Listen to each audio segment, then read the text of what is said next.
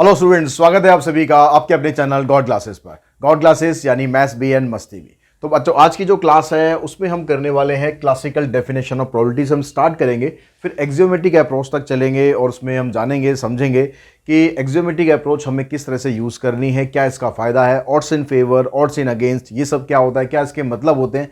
साथ ही एक्सरसाइज 12.3 हम करने वाले हैं। तो इस पूरी वीडियो में बड़े ध्यान से समझे, बहुत इंपॉर्टेंट वीडियो है प्रोबेबिलिटी के हिसाब से। अगर हम देखें तो अभी तक आपने पढ़ा था इवेंट्स के बारे में, इवेंट्स क्या होते हैं, उनके टाइप्स क्या होती हैं, लेकिन अब हम पढ़ेंगे उनकी प्रोबेबिलिटीज़ के बारे में कि प्रोबेबिलिटी आपको किस तरीके से फाइंड करनी है। तो स्टार्ट करते हैं अपनी आज की क्लास। तो सबसे पहले अगर हम क्लासिकल डेफिनेशन ऑफ प्रोबेबिलिटी की बात करें, क्लासिकल डेफिनेशन ऑफ प्रोबेबिलिटी का मतलब क्या है? The probability of occurrence of the event A is defined as the ratio of the number of event favourable to A to the total number of event, denoting this by this. ये probability की definition आप छोटी classes से पढ़ते ही आ रहे हैं कि जब भी आप प्रोबेबिलिटी निकालते हैं तो किस तरीके से निकालते हैं कि number of equally likely events favourable to a, यानी जो आपने ए इवेंट है उसके फेवरेबल इवेंट जो आपको ऊपर है वो लिखने हैं और जो नंबर टोटल नंबर है वो आपको नीचे लिखने हैं। यही प्रोबेबिलिटी की डेफिनेशन हम काफ़ी पहले से पढ़ते आ रहे हैं। लेकिन इस डेफिनेशन के अंदर थोड़ा सा प्रॉब्लम होती है। इस डेफिनेशन के अंदर क्या होता है, यहाँ पर कुछ डीमेरिट्स होते हैं, कुछ लिमिटेशंस होती हैं। क्या लिमिटेशंस होती हैं? कि it is applicable only when the total number of event is finite. जब टोटल नंबर ऑफ इवेंट जब फाइनाइट होते हैं तभी हम इसको लगा सकते हैं। It can be use only when the event are equally likely और equally probable. Equally likely event जब होते हैं तब आप इसमें लगा सकते हो इसको। This definition has only a limited field of application like coin tossing, dice throwing, drawing cards। इस तरह की जो क्वेश्चंस होते हैं उसमें हम ये वाली अप्रोच जो है ये हम लगा सकते हैं। इसके अलावा एक और अप्रोच होती है जिसको हम बोलते हैं एक्सियोमेट्रिक अप्रोच और modern definition of probability. Axiomatic approach का मतलब क्या है कि अगर यहाँ पर कहता है कि भाई एक हमारे पास सैम्पल स्पेस है, एक सैम्पल स्पेस है और ए उसका एक इवेंट है, तो जो ए इवेंट आएगा उसकी प्रोबेबिलिटी हमेशा ग्रेटर देन इक्वल्स टू 0 रहेगी। ठीक है, 1 से बड़ी तो हो ही नहीं सकती है, 1 से बड़ी तो हो ही नहीं सकती क्योंकि जो सैम्पल स्पेस को वो क्रॉस ही नहीं कर सकता। तो ए इस इवेंट है और उसकी जो प्रोबेबिलिटी आएगी वो ग्रेटर देन इक्वल्स टू 0 आएगी। और यहाँ पर दिया हुआ है for a is a subset और इक्वल्स टू सैम्पल स्पेस। जो सैम्पल स्पेस होता है पूरा, अगर हम पूरा का पूरा सैम्पल स्पेस ले तो उसकी प्रोबेबिलिटी हमेशा 1 के बराबर होती है। यानी अगर आपने कोई सैम्पल स्पेस लिया, जैसे डाइस है, डाइस में 1 2 3 4 5 6 इवेंट आ गए, पूरा सैम्पल स्पेस हो गया। अगर हम उन सब की प्रोबेबिलिटी निकालें तो उसका सम हमेशा 1 के बराबर ही आता है। For any sequence of mutually exclusive event, अगर हमारे पास कोई म्यूचुअली एक्सक्लूसिव इवेंट है, उसमें 2 हैं 3 हैं 4 हैं, जितने भी इवेंट है, अगर उन सब का हम यूनियन करें, उन सब का अगर हम यूनियन करें तो क्या होगा, सबकी प्रोबेबिलिटी आपको अलग अलग निकाल कर ऐड कर देनी है। क्योंकि म्यूचुअली एक्सक्लूसिव का मतलब है सारे डिफरेंट है। जैसे प्रोबेबिलिटी ऑफ मैं 1 निकालूं डाइस में, probability of 1, probability of 2, probability of 3, probability of 4, probability of 5, probability of 6, सारे अलग अलग इवेंट है, म्यूचुअली एक्सक्लूसिव है।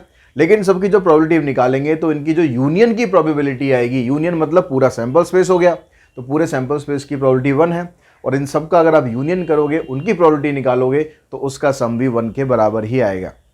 क्योंकि प्रोबेबिलिटी ऑफ 1 अगर आप निकालोगे तो 1/6, 2 की भी 1/6, ऐसे 6 तक की सबकी प्रोबेबिलिटी 1/6 आ जाएगी। अब 1/6 1/6 1/6 को ऐसे आप 6 बार ऐड करोगे तो क्या बनेगा, 6/6, 6/6 यानी 1 के इक्वल आ गए। यानी अगर आप जितने भी इवेंट अगर म्यूचुअली एक्सक्लूसिव हैं उन सब की आप यूनियन की प्रोबेबिलिटी निकालना चाह रहे हो तो सिंपली करो कि सबकी प्रोबेबिलिटी अलग अलग निकाल के उनको ऐड कर दो।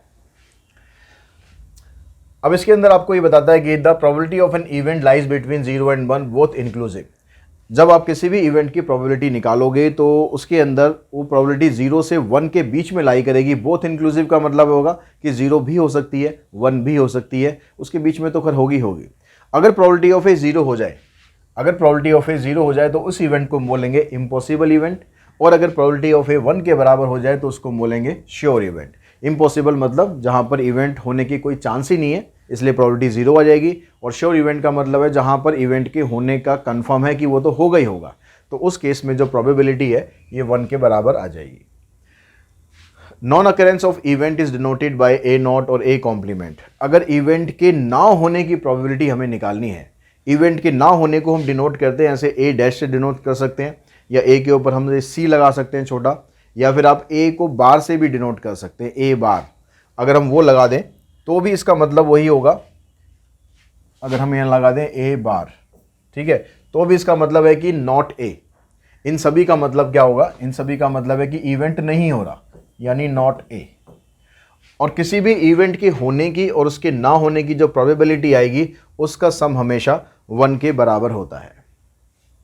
जब भी आप इवेंट निकालोगे तो उस इवेंट के अंदर आपको कुछ वर्ड्स आपको मिलेंगे, ऑड्स अगेंस्ट या ऑड्स इन फेवर। इसका मतलब क्या होता है, अगर ये कहता है कि भाई ऑड्स इन फेवर या odds in against, the ratio of number of favourable event to the number of unfavourable event, यानी किसी भी इवेंट की होने की प्रोबेबिलिटी और उसके ना होने की जो प्रोबेबिलिटी होती है is known as odds in favour, यानी उसके होने की जो प्रोबेबिलिटी है उसको बोलेंगे ऑड्स इन फेवर और उसके ना होने की जो प्रोबेबिलिटी है उसको बोलेंगे ऑड्स इन अगेंस्ट।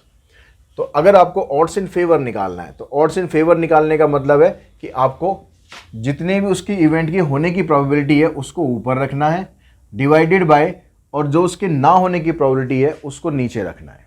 ठीक है, अब ना होने की कैसे निकालोगे, टोटल में से उसके इवेंट की होने की प्रोबेबिलिटी माइनस कर दो तो उसके ना होने की आ जाएगी, क्योंकि हमें पता है कि दोनों का सम 1 के बराबर होता है। 1 मतलब टोटल प्रोबेबिलिटी। ऐसे ही अगर आप ऑड्स अगेंस्ट निकालना चाहते हो तो ये वाला जो पोर्शन है ये ऊपर आ जाएगा और ये वाला पोर्शन नीचे आ जाएगा। तो यहाँ पर कुछ एग्जाम्पल्स है, इनसे कुछ क्वेश्चन हम समझ लेते हैं। जैसे कहता है कि coin is toss 3 times, what is the probability of getting 2 heads. एक कॉइन को अगर हम 3 बार टॉस करते हैं तो 2 हेड आने की प्रोबेबिलिटी क्या है। जब कॉइन को आप 3 बार टॉस करोगे तो हमारे पास सैंपल स्पेस बनेगा ऐसे, हेड हेड हेड, फिर हेड हेड टेल। अब 2 हेड वाले केस आपको लिखने, तो टी को आप इधर ले जाओ, head tail head, tail head head, 4 event तो ये बन गए। उसके बाद 4 और कैसे बनेंगे, 1 हेड और 2 टेल। अब इस हेड को ट्रेवल कराओ, tail head tail, tail tail head और टेल टेल टेल, तो इसने टोटल 8 बन गए। अब इसने पूछा कि आपसे प्रोबेबिलिटी किसकी, 2 हेड की। तो 2 हेड इसमें कितनी बार आ रहा है, 2 हेड उसमें देखो, एक बार यहाँ पर आ रहा है, एक बार यहाँ पर आ रहा है, एक बार यहाँ पर आ रहा है, तो इसकी प्रोबेबिलिटी बन गई 3/8। एटलीस्ट 2 हेड, एटलीस्ट का मतलब है कि कम से कम 2 हेड आने चाहिए, तो 2 से ज़्यादा जो केस होंगे वो भी इसमें ले सकते हैं। तो 2 हेड तो इसमें आ ही रहे हैं और इसके अंदर भी कम से कम 2 तो आ ही रहे हैं, 2 से ज़्यादा भी आ रहे हैं तो कोई दिक्कत नहीं, हम इसको भी ले सकते हैं। तो 4/8 यानी इसका आंसर बनेगा 1/2। अगर हम डाइस का एग्जाम्पल लें कि एक डाइस को हमने रोल किया 2 बार, तो डाइस को जब हम 2 बार रोल करते हैं तो सैंपल स्पेस इसका बनेगा 1 1, ऐसे 1 की लाइन बनेगी 6 तक, 1 1 1 1 1 2 1 3 इस तरह से लेकर 1 6 तक। फिर 2 की लाइन बनेगी, ये भी 2 6 तक बनेगी। तो इसी तरह से आपको 3 1 4 1 5 1 6 1 6 की लाइन जो एंड होगी 6 6 तक एंड होगी। तो टोटल मिलाकर इसके अंदर 36 इवेंट बनते हैं। अब कहता है कि डाइस को आपने 2 बार रोल किया, कर दिया जी, what is the probability of getting a difference of 2 point. जो 2 नंबर आएंगे ना उन दोनों में 2 पॉइंट्स का डिफरेंस हो, जैसे 1 और 3, 2 पॉइंट का डिफरेंस आ गया, या 3 और 1, 2 पॉइंट का डिफरेंस आ गया। तो कौन कौन से इवेंट बनेंगे, एक तो 1 3 हो गया, पहला यही बनेगा 1 3 और 3 1। दूसरा इवेंट क्या बन सकता है, 2 4 4 2, 5 3 3 5, 2 6 6 4 2 6 नहीं बनेगा, 4 6 4 6 एंड 6 4। तो ये सारे इवेंट ऐसे जिसमें डिफरेंस 2 आ रहा, प्लस आ रहा है, माइनस आ रहा है, डजेंट मैटर, डिफरेंस देखना है बस आपको। तो 1 2 3 4 5 6 7 8 केस ऐसे हमारे पास हैं। तो इसकी प्रोबेबिलिटी आ जाएगी 8/36। 4 से इसे काट देंगे तो आंसर आ जाएगा 2/9। उसके बाद नेक्स्ट क्वेश्चन देखो, नेक्स्ट टॉपिक देखो। नेक्स्ट टॉपिक में कहता है कि relative frequency of definition of probability. अब रिलेटिव फ्रीक्वेंसी का मतलब क्या है, इसके अंदर क्या आपको ये बताना चाह रहा है। कहता है कि दिस डेफिनेशन, यहाँ से देखो, this definition of probability was first developed by the British mathematics in connection with the survival probability of A group of people. Let us consider a random experiment repeated a very good number of time.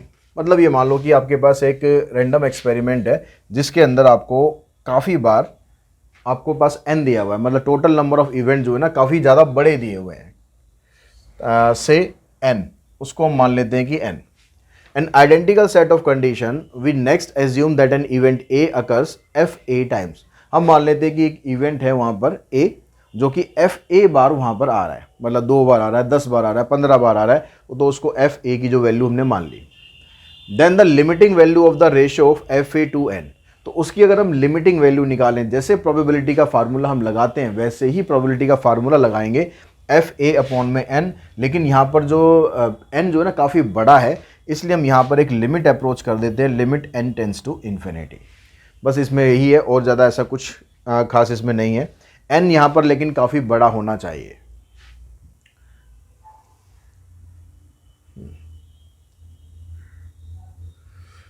जैसे यहाँ पर एक example और है, इसमें अगर आपको class interval दे दिया जाए तो आपको किस तरह से प्रोबेबिलिटी फाइंड करेंगे आप।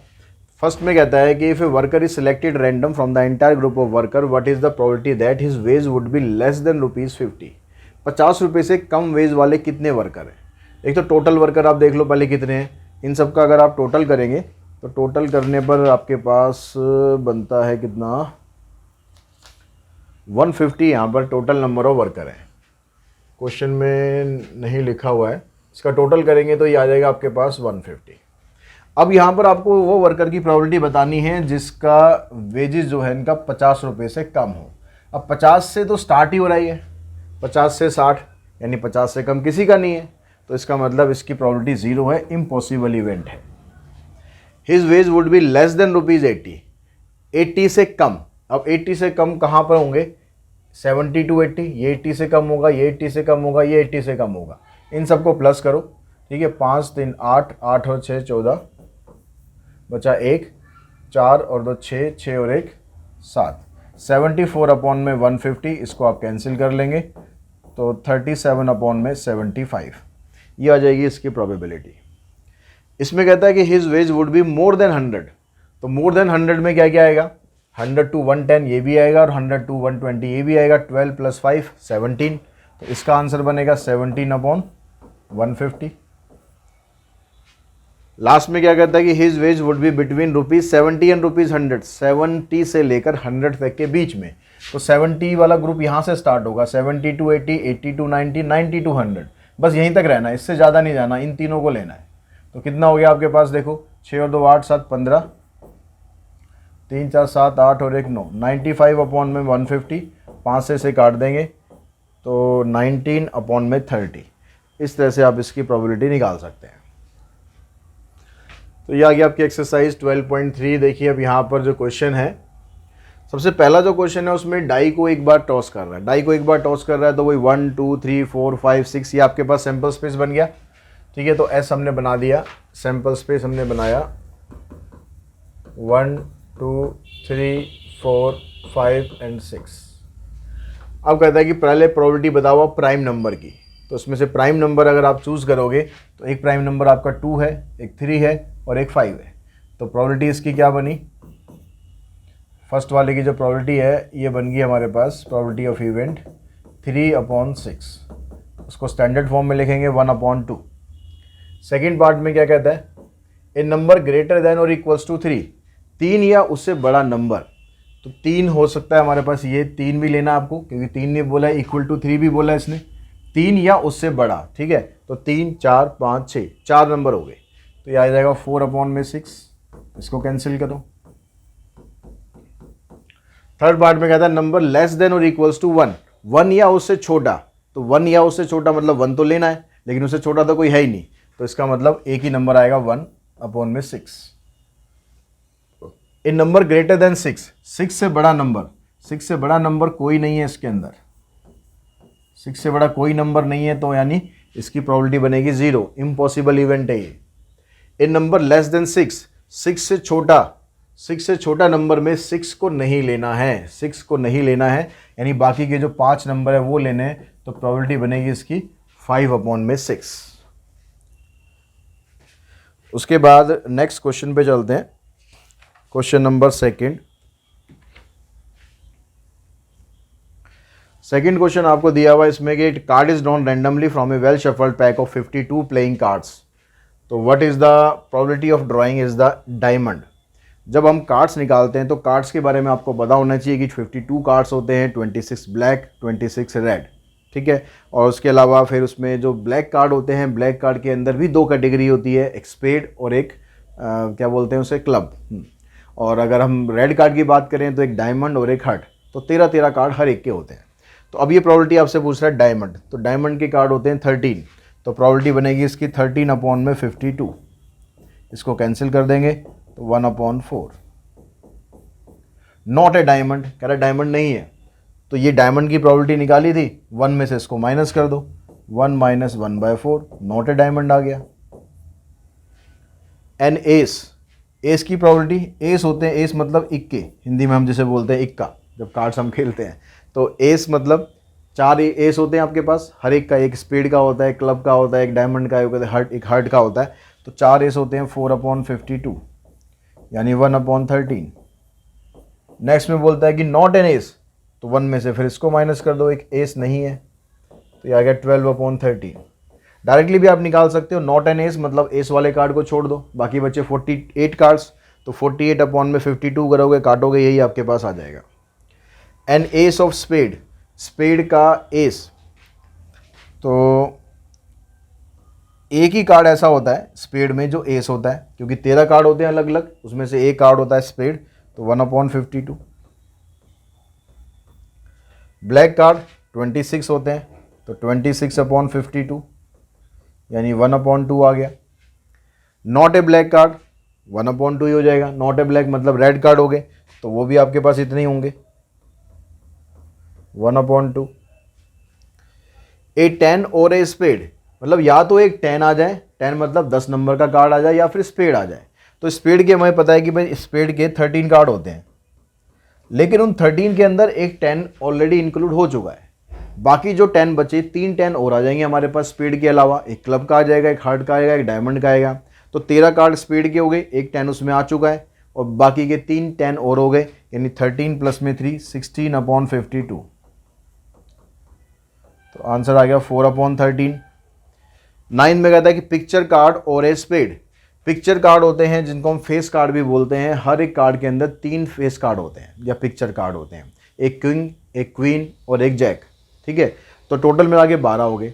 लेकिन जब आपने स्पेड के कार्ड लिए, यहाँ भी और वर्ड यूज़ कर रहा है, तो स्पेड के कार्ड भी हो सकते हैं, पिक्चर कार्ड भी हो सकते हैं। तो स्पेड के जब आपने 13 कार्ड लिए, तो 3 कार्ड उसके अंदर ऑलरेडी इंक्लूड हो चुके हैं, बाकी के 9 कार्ड और हो गए, तो 13 प्लस में 9 यानी 22, तो 22/52, इसको कैंसिल कर दो, 11/26।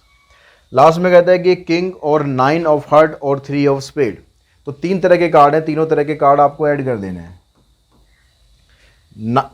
किंग हो गए आपके पास 4, 9 ऑफ हार्ट एक होता है 5, 3 ऑफ स्पेड एक हो गया 6, और लग रहा है मतलब प्लस करते हुए जाना है, तो 6/52।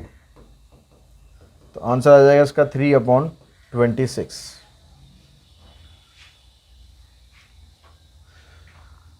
उसके बाद जो नेक्स्ट क्वेश्चन है आपके पास, नेक्स्ट क्वेश्चन में कहता है कि बैग है, उसके अंदर 9 डिस्क हैं, एक बैग है जिसके अंदर 9 डिस्क है, out of which 4 are red, 3 are blue and 2 are yellow. The disc are similarly in shape and size, एक जैसी हैं वो शेप और साइज में। तो रेड आपको डिस्क निकालनी है, तो रेड कितनी है 4, टोटल कितनी है 9, तो 4/9। ऐसे येलो की निकाल दो, ब्लू की निकाल दो, जितनी ब्लू की आएगी नॉट ब्लू में से -1 में से माइनस कर दो, या सीधा देख लो भाई नॉट ब्लू वाली कौन सी है, नॉट ब्लू वाली एक 4 ये हैं और 2 ये हैं, 6 हो गई, तो 6/9, उसको कैंसिल करके स्टैंडर्ड फॉर्म में लिखो। तो आई थिंक ये सब क्वेश्चन, थर्ड क्वेश्चन है, फोर्थ क्वेश्चन है, ये लोग आप लोग बड़े आराम से कर सकते हो, ठीक है। इसमें भी क्वेश्चन नंबर अगर हम 6 की बात करें, तो 6 में कहता है कि एक फेयर कॉइन है जिसमें 1 मार्क हो रखा है एक फेस पर और दूसरे फेस पर 6 मार्क हो रखा है। मतलब यहाँ पर हेड और टेल नहीं लिखा हुआ है, एक तरफ 1 लिखा हुआ है, एक तरफ 6 लिखा हुआ है। अगर हम डाई को एंड ए फेयर डाई, उस कॉइन के अलावा एक डाई हमें टॉस करनी है, ठीक है, दोनों चीज़ हमें टॉस करनी है। तो पहले सैम्पल स्पेस बना लो। जब हमने कॉइन टॉस किया तो हेड टेल नहीं आएगा, कॉइन पर या तो 1 आएगा या 6 आएगा, तो 1 आ गया। उसके बाद हमने एक डाई रोल करनी है, तो डाई रोल करेंगे तो उस पर 1 भी आ सकता है, 2 भी आ सकता है, 3 भी आ सकता है, 4 भी आ सकता है, 5 भी आ सकता है, 6 भी आ सकता है, ऐसे हो सकता है। जब हमने कॉइन को टॉस किया तो दूसरी तरफ 6 लिखा हुआ है, तो 6 भी आ सकता है टेल की जगह पर। फिर उसके बाद डाई रोल करनी है, तो 6 1 6 2, इस तरह से 6 6 तक ये नंबर आ सकते हैं। तो ये तो बन गया इसका सैम्पल स्पेस। अब ये कह रहा है कि find the probability that sum of these number turn up is 3। आपको प्रोबेबिलिटी बतानी है जिनका सम 3 के बराबर आता है। तो सम 3 का बराबर कहाँ आ रहा है, देखो एक तो यहाँ पर आएगा और तो कहीं आ नहीं सकता, तो प्रोबेबिलिटी बनेगी इसकी फर्स्ट वाले की 1/12।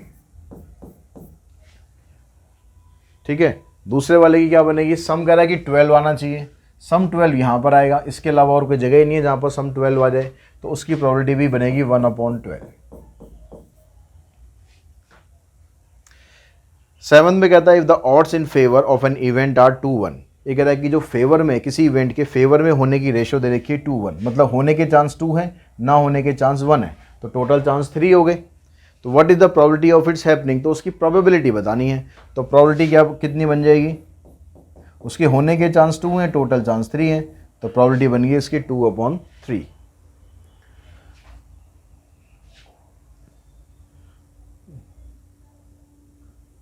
क्वेश्चन नंबर 8, इसमें कहता है कि बैग है जिसके अंदर 8 रेड डिस्क हैं और X ब्लू डिस्क है। The odds against drawing a blue disc are 2-5। Odd किसका दे रखा है, ऑड्स अगेंस्ट दे रखा है 2-5, मतलब उसके ना होने की जो प्रोबेबिलिटी है, किसकी निकाल रहे हैं हम, ब्लू की निकाल रहे हैं। तो ब्लू की जो ना होने के जो इवेंट है, नॉट ब्लू दे रखा है आपको 2 और ब्लू का दे रखा है आपको 5। ये मतलब हो गया इसका। अगर हम प्रोबेबिलिटी निकाल लें रेड के ब्लू डिस्क के आने की, तो प्रोबेबिलिटी ऑफ ब्लू डिस्क कितनी बनेगी हमारे पास, तो प्रोबेबिलिटी ऑफ ब्लू डिस्क हमारे पास है x, टोटल हमारे पास कितनी है 8 प्लस में x, क्योंकि 8 रेड है और x ये है, तो ये ब्लू डिस्क की होने की प्रोबेबिलिटी हो गई। अगर हम यहाँ से निकालें तो ये नॉट ब्लू है और ये ब्लू है, मतलब हम x/8 + x को किसके बराबर रखेंगे, हम ऊपर ब्लू को ले रहे हैं तो ऊपर ब्लू रखेंगे और नीचे नॉट ब्लू रखेंगे, टोटल रखेंगे 5 और 2 7। तो इसको क्रॉस मल्टीप्लाई करो, 7x 5 8 जा 40 एंड 5x, इसको इधर लाओ, 7 - 5 2x आ गया इक्वल्स टू 40, तो x की वैल्यू आ गई 20, यानी इसके अंदर जो ब्लू डिस्क है वो 20 डिस्क थी। क्वेश्चन नंबर 9 में देखो, कहता है committee of 2 person is selected from the 2 man and 2 women. 2 man है और 2 वुमेन है, आपको एक कमेटी बनानी है जिसमें 2 लोगों को सिलेक्ट करना है। तो what is the probability that the committee will have, तो उस प्रोबेबिलिटी की आप वैल्यू कैसे निकालोगे। अब यहाँ से क्वेश्चन थोड़ा सा चेंज हुए हैं। अभी तक हम जितने भी क्वेश्चन कर रहे थे सभी में हम एक चीज़ निकाल रहे थे, एक बॉल निकाल रहे थे या फिर हम एक मार्बल निकाल रहे थे या एक कार्ड निकाल रहे थे, लेकिन यहाँ पर आपको 2 पर्सन निकालने हैं, मतलब 2 चीज़ें आपको निकालनी है। तो जब आप एक से ज़्यादा चीज़ें निकालोगे तो उसमें आप कंसेप्ट यूज़ करेंगे किसका, कॉम्बिनेशन का कंसेप्ट यूज़ करेंगे, क्योंकि हमें 2 लोग चाहिए। अब ये कह रहा है कि कमेटी में कह रहा है एक भी आदमी नहीं है, तो इसकी प्रोबेबिलिटी क्या बनेगी, अगर एक भी आदमी नहीं है तो मतलब दोनों के दोनों वुमेन है। तो वुमेन है कितनी, 2 वुमेन है, तो उन 2 वुमेन में से दोनों की दोनों वुमेन आपको चूज़ करनी है। टोटल चूज़ करने के लिए आपके पास 4 लोग थे, 4 में से कमेटी में आपने 2 को ही चूज़ करना है। इसको सॉल्व करेंगे, 2c2 1 के बराबर होता है, कॉम्बिनेशन चैप्टर आपको अच्छी तरह से आता ही होगा। 4c2 को सॉल्व करेंगे तो ये आ जाएगा 6, तो प्रोबेबिलिटी आ जाएगी इसकी 1/6। कॉम्बिनेशन का फार्मूला लगाना है, परमुटेशन कॉम्बिनेशन में आपने सीखा होगा, जिसको नहीं आता परमुटेशन कॉम्बिनेशन पहले वो वाली सीरीज़ देख लो, उसको समझ लो, क्योंकि इसमें आपको कॉम्बिनेशन अब आगे लगभग हर क्वेश्चन में करना ही पड़ेगा। तो इसका जो आंसर आ जाएगा आपका 9th का फर्स्ट पार्ट का 1/6। यहाँ पर कहता है 1 मैन का मतलब है कि भाई एक मैन होगी, 2 मैन थे उसमें से एक मैन ले लिया, लेकिन कमेटी में 2 लोगों को चूज़ करना ज़रूरी है। तो एक मैन है तो एक वुमेन होगी, वुमेन भी 2 थी, उसमें से एक चूज़ कर ली, डिवाइडेड रहेगा 4c2, तो ये 2 आ जाएगा, ये 2 आ जाएगा, 4/6 कैंसिल करोगे तो 2/3 आंसर आ जाएगा। 2 मैन, जैसे आपने 2 मैन में किया था कि 2 वुमेन चूज़ करी थी, यहाँ पर 2 मैन चूज़ करने, मैन 2 हैं, 2 के 2 आप चूज़ कर लेंगे, 4c2, इसका भी आंसर आ जाएगा 1/6।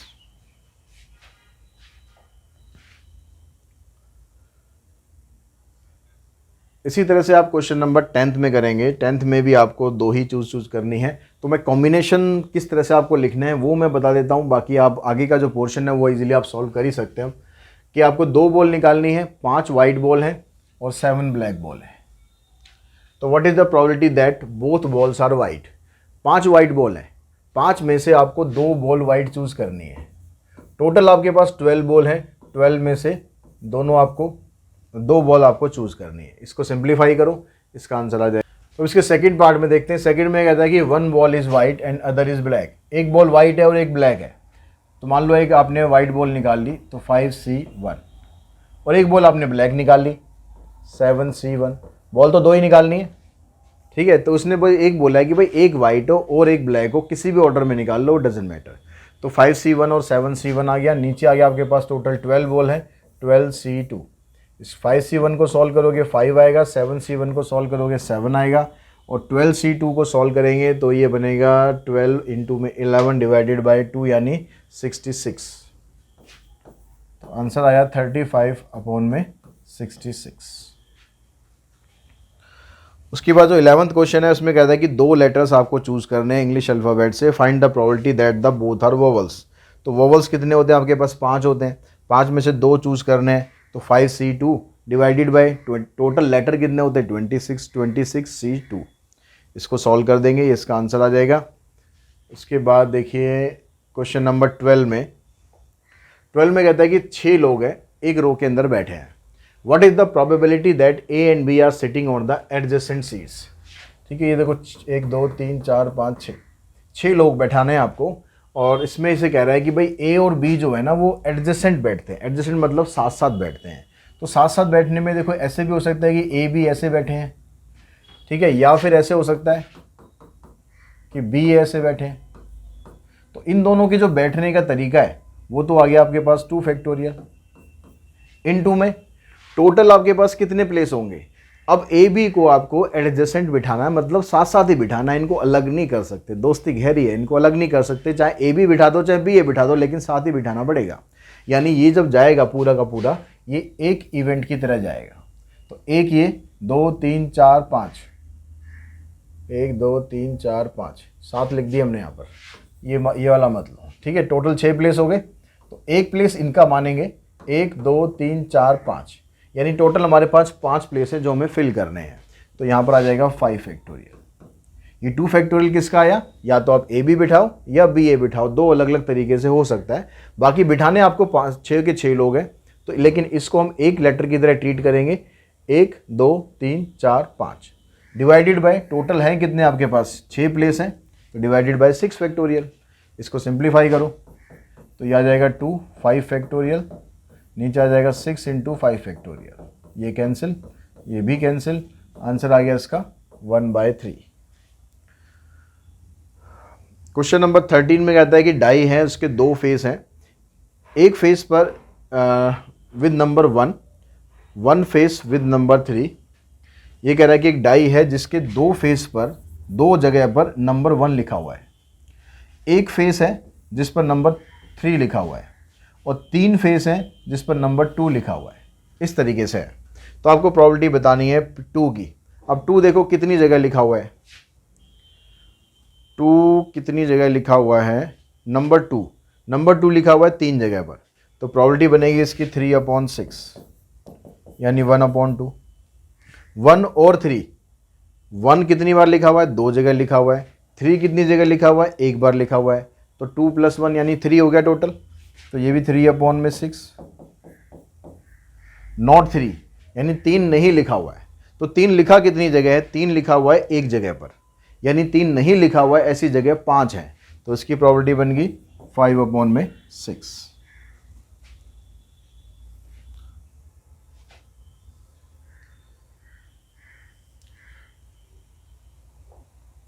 क्वेश्चन नंबर 14 में इसमें कहता है कि भाई 2 dice are thrown, what are the odds in favour of getting the sum 5। Odds in favour आपको बताना है, मतलब प्रोबेबिलिटी नहीं बतानी है, उसकी रेशो बतानी है फेवर की और नॉन फेवर की, यानी अगेंस्ट की। तो आप ये देखो कि सम उसका 5 कितनी जगह आता है। सम जो 5 आएगा, एक तो आ गया हमारे पास 1 4 पे आ जाएगा, एक 1 4 पे आएगा और एक 2 3 पे आएगा, और फिर दूसरा 3 2 और 4 1। यानी 4 जगह ऐसी हैं जहाँ पर सम उसका कितना आएगा, 5 आएगा। तो ये तो हो गए ऑड्स इन फेवर। तो रेशो क्या बनेगी इसकी, 5। बाकी कितने रह गए टोटल? जब हम डाइस को जब 2 बार फेंकते हैं तो टोटल 36 होते हैं। 36 में से 4 तो ये हो गए, यानी बाकी बच गए 32। तो 32 आ जाएगा, सॉरी ये 5 नहीं है, 4 है, यहाँ पर 5 लिख दिया, 4 है ये। तो टोटल बचेंगे आपके पास 32। तो इसको कैंसिल करो तो आगे रेशो 1/8, यानी ऑड्स इन फेवर जो है वो 1/8 आ गया। यानी एक चांस ऐसा है इन कंपेरिजन टू 8 जहाँ पर सम हमारे पास 5 आ रहा है। What are the odds against? अब आपको अगेंस्ट लिखना है, यानी अगेंस्ट वाला आपको ऊपर लिखना है। What are the odds against getting the sum 67? 67 तो नहीं होना चाहिए, चेक करो एक बार। सम 6, यहाँ पर खाली 6 है। तो सम 6 कहाँ पर आ रहा है देखो, एक तो 1 5 आ जाएगा और एक 5 1, और इसके अलावा 2 4 4 2 और 3 3। तो 5 जगह ऐसी है जहाँ पर सम उसका 6 के बराबर आ रहा है। तो हमें क्या करना है, हमें ऊपर लिखना है अगेंस्ट, और अगेंस्ट वाले ऊपर लिखने हैं। तो बाकी कितने बचेंगे वहाँ पर, 36 में से 5 ही हटा दो, बाकी बचे 31। तो 31 आपको लिखना है ऊपर, क्योंकि अगेंस्ट की पूछ रहा है आपसे। तो 31 ऊपर, और जो फेवर वाले हैं उनको लिखना है आपको नीचे। तो 31 रेशो 5, ये हमारा आंसर आ जाएगा।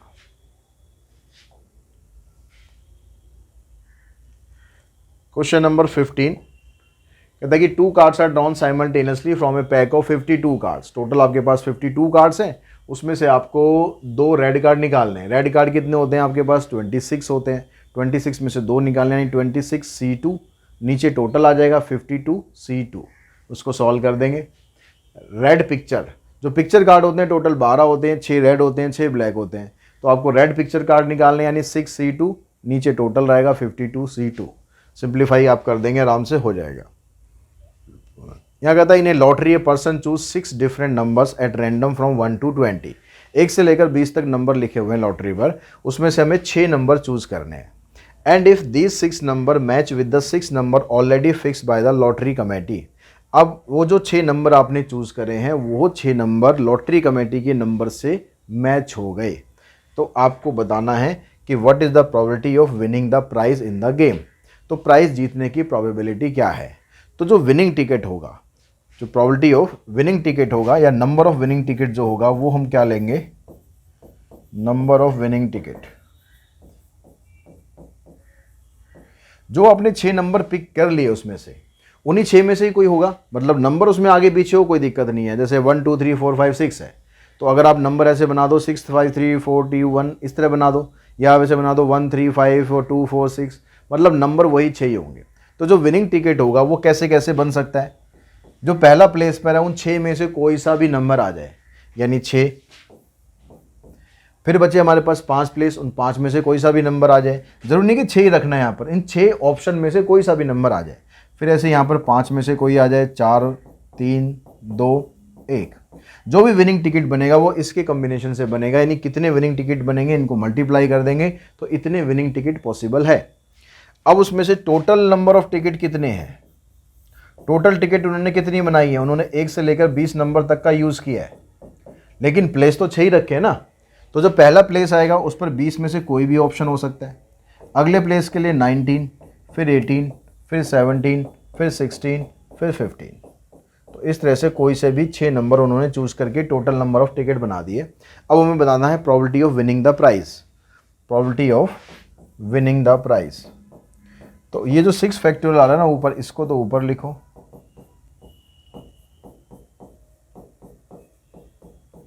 और नीचे ये टोटल करो 20, 19, 18, 17, 16, 15, बस 15 तक ही था।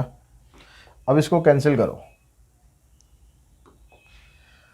तो देखो 6 3 जा 18, इस 18 को कैंसिल कर देते हैं। 5 4 जा 20, 20 को कैंसिल कर दो। 2 से आप इसको कैंसिल कर दो। अब 19, 17 और 15 8 जा 120, इन सबको अगर हम मल्टीप्लाई करेंगे तो हमारे पास आंसर बन जाएगा क्या, 19, 17 और 120 को मल्टीप्लाई करो, 19, 17 और 120, तो 38760। तो आंसर बना हमारे पास 1/38760। ये हमारे पास आंसर आ गया। क्वेश्चन नंबर 17, इसमें से कहता है कि out of 9 outstanding student in a college there are 4 boys and 5 girls. 4 boys हैं, 5 गर्ल्स हैं। A team of 4 student is to be selected for a quiz program. Find the probability that 2 are boys and 2 are girls. तो boys choose करने के लिए कितने तरीके हैं हमारे पास, 4 तरीके हैं। 4 बॉयज़ हैं, 4 में से कोई भी 2 बॉयज़ चूज़ कर लो। 5 गर्ल्स हैं, 5 में से कोई भी 2 चूज़ कर लो। टोटल आपके पास 9 लोग थे, जिससे आपने 4 लोगों की टीम बनानी थी। इसको सिंप्लीफाई करो, आपका आंसर तैयार। Question number 18, a housewife buy a dozen egg of which 2 turn out rotten. एक हाउस वाइफ है जिसने 1 दर्जन एग्स खरीदे, यानी 12 एग्स टोटल हो गए, उसमें से 2 हैं खराब। ठीक है, 12 थे हमारे पास टोटल, और उसमें से जो गुड वाले हैं वो हो गए 10 और बैड वाले हो गए 2। अब कहता है कि she chooses 4 eggs to scramble for breakfast. Breakfast बनाने के लिए उसको 4 एग्स जो हैं वो चूज़ करने हैं।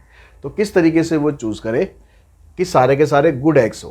तो गुड एग्स किसने हैं, 10 में से कितने चूज़ करने हैं हमें, 10 में से हमें कोई भी 4 चूज़ करने हैं।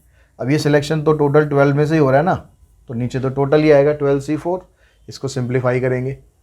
सेकंड पार्ट में 3 गुड, 3 तो गुड लेने यानी 10C3, और 1 बैड वाला लेना है। बैड वाले कितने थे, 2 थे, उसमें से 1 लेना है। नीचे ये रहेगा 12C4।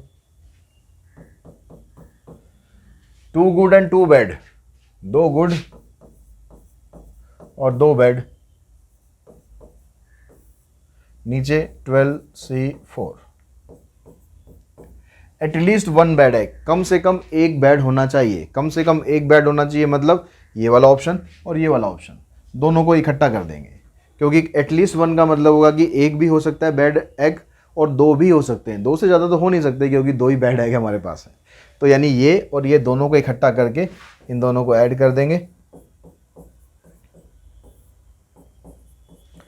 या जो आपने सेकंड थर्ड में प्रोबेबिलिटी निकाली होगी सीधा उन दोनों को ऐड कर देना, वही आपका आंसर आ जाएगा।